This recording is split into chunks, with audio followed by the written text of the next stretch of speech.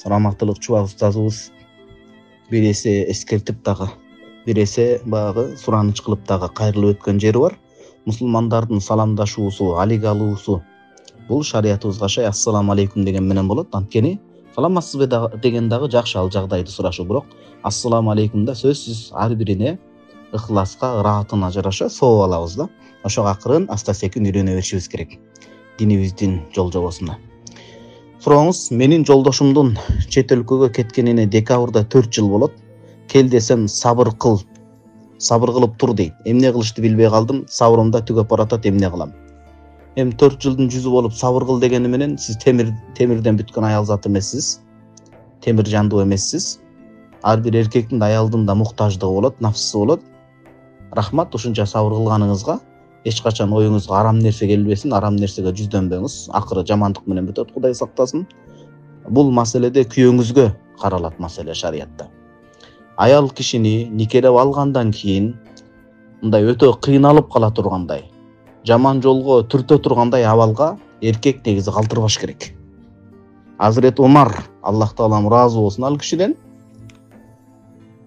ушундай бир окуяларга күбө болгондон кийин аскердик бөлүмдө өзүнүн атайын өкүм чыгарган диванында. Диван деген ошо аскерлерди каттай турган чоң китепчеси болот. Мыйзам жоба жазыла турган ошол мыйзам жобосунда кадимкидей өкүмүн чыгарган, жарлыгын чыгарган.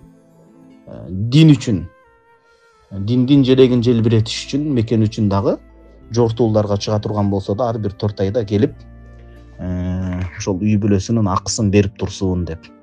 4 жылдын жүзү болуптур, 4 жылда деле оңой олтоң убакыт эмес. Канча деген жакшы иштей турган болсо береке тапты, башка болду, келип кетиш керек болот. Айтыңыз, эгер документи башкасы туура болуп келе тургандай мүмкүнчүлүк болсо, анда келиш керек болот.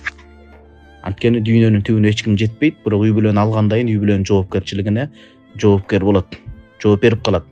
Эмнеге ушунча байлык таппадың деген суроо болбошу мүмкүн. Бирок эмнеге үйлөнгөндөн кийин аялыңды ушундай абалга кириптер кылып таштадың деген эртең сөзсүз суроо чоккут Кудайдын астында болот. Күйөөңүз деле балким жакшы ниет менен ойноп жүргөн жок чыгар. Бирок үй бүлөнүн милдети дайыма бийик турат. Ошон үчүн үй бүлө баалуулугуна, балдардын баалына көңүл бурушубуз керек. Сиз сабыр кыласыз, бирок ал эмнеге сабыр кылып келип койбойт? Дүйнөдөн сабыр кылып. Ошон үчүн айтыңыз, шарият боюнча ушундай менин акым бар экен, акылуу болуп калбайлы. Ушундай мен дагы менин мойнумда да сиз үчүн милдеттерим бар экен. Мен өзүмдү таза сактап турайын.